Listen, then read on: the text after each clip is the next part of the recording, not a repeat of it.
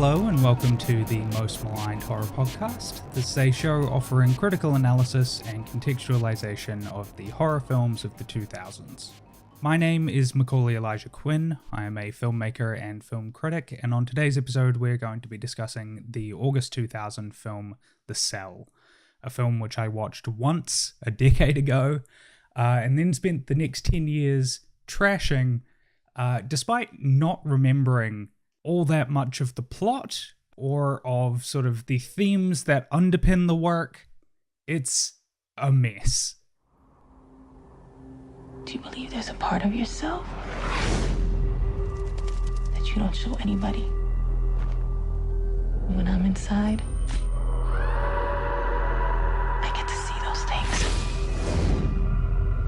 I feel them. So at the end of 2013, I graduated from high school, and in 2014, I went on my OE. That's what we call them here in New Zealand.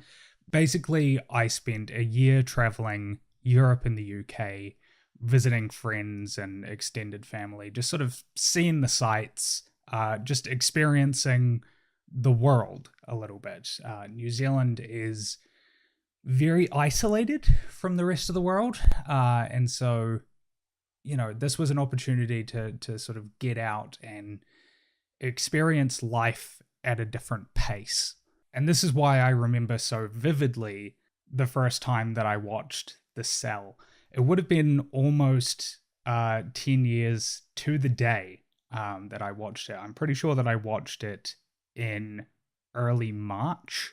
I was staying with my friend Finn at the time in Hamburg, in Germany, and at that time, I was really invested in online comedy film criticism. So channels like Red Letter Media, Your Movie Sucks, and most regrettably, The Nostalgia Critic. I'm sure that most of you would be familiar with Doug Walker, The Nostalgia Critic. He was sort of an early YouTube success story. He built himself off the back of James Rolfe, the angry video game nerd, by which I mean he jacked his whole shit. And despite being just wildly untalented as a critic, just having no real substantive thoughts or opinions about the things that he was watching and talking about, he became just sort of this overnight success, and managed to build an entire site called Channel Awesome, got a whole bunch of actually talented people to contribute to that, and then just rode that success for years, until in 2018, a bunch of the talented creators that he had sort of subjugated came out with the Not So Awesome document, which sort of detailed his and his brother's complicity in allowing sort of sexual misconduct and unsafe working conditions, things like that. If you want more details about this, I would really recommend that you check out the podcast Get Cynical, which details the rise and fall of particular internet celebrities. Their first season covers Doug Walker. 2013, 2014 was really the height of Channel Awesome's power, I think. In 2012, Doug had unsuccessfully tried to kill off the character of the Nostalgia Critic.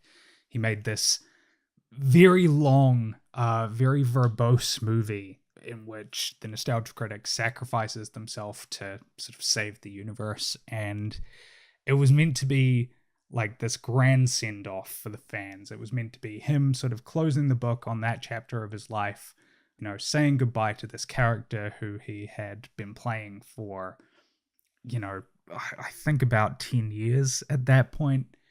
And he was sick of it. But what he realized very quickly was that without that character, he was nobody. Nobody gave a shit about Doug Walker or what he had to say.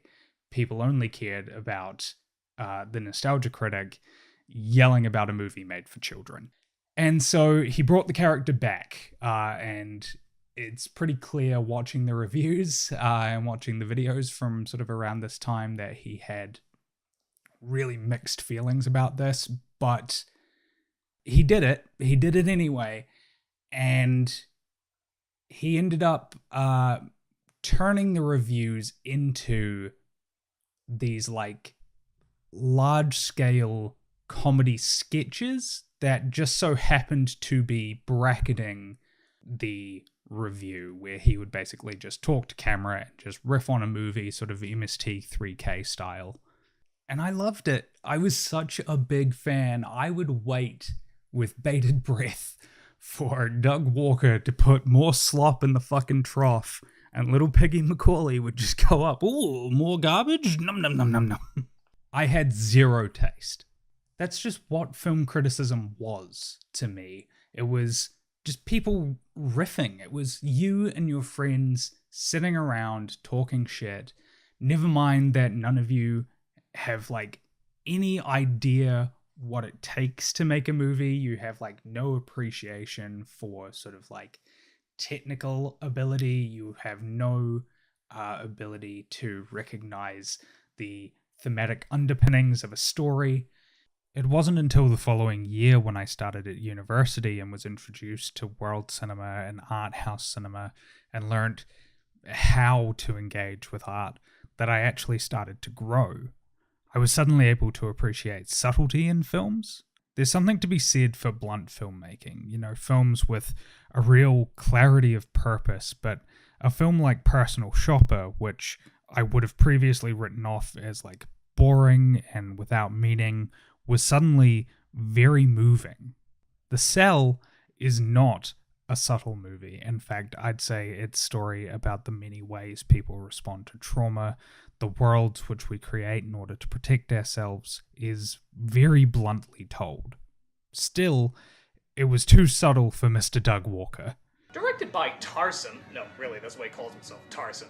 He is too intense for last names. This is one of those movies that tries to tell you it's shocking, poetic, and deep, when it really just takes elements from other movies that are shocking, poetic, and deep, and forgets to give it a story and characters that are actually shocking, poetic, and deep. One of the things I forgot to mention was the way that I would watch films as a teenager. I didn't choose what to watch based on personal preference.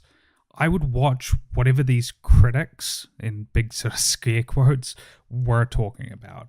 And I did it to feel like I was in on the joke.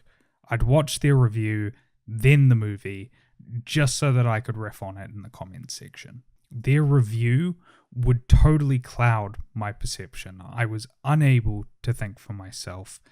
Their opinions were my opinions. I don't think I have to tell you how bad of a way to engage with art this is. Art is personal.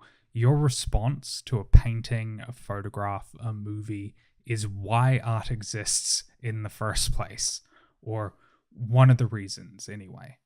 Doug Walker's review of The Cell says that it is shallow and all style over substance, arguments he would recycle for his absolutely debauched musical review of Pink Floyd's The Wall, which... Are there any queers in the audience tonight? If ever there was a movie that could double as a cudgel, it would be that one. The Cell is a beautiful film. That sort of goes without saying. Tarsem Singh is known as a visual director more than a cerebral one. And it's the dreamscape imagery that is most often discussed when talking about this film, but I personally adore the ways he shoots scenes in the real world. The color palette, the rusty reds and the cool steel blues are what I strive for in my own work as a photographer. I'll link to a couple of shots in the episode description. I appreciated this film much more now at 27 years old than I did at 16, and that is not profound in of itself. We all grow, we all change, our tastes develop, and that's just life. But still, I like to look back on these things and just sort of, you know, take in how far I've come, not just as a critic, but as a person, as somebody who used to get all of their opinions from idiots online, and who now is an idiot online spouting their own bullshit. What a profoundly weird episode this has been. Thank you so much to Janka Glonis for the use of her track Slime Dripping Down the Walls off of the album Fun Time Party Gal. A link to that album and to their Bandcamp can be found in the episode description. If you want to get in touch, you can do that on Twitter at Most Maligned.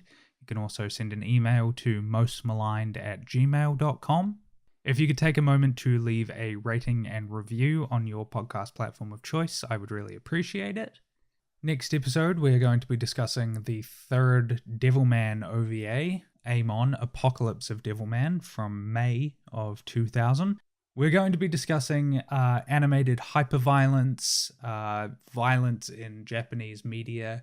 We're going to be talking about the sort of emotional rawness of anime, the ways that anime presents emotion in ways that is both stylized and yet more sort of real than sort of live action films.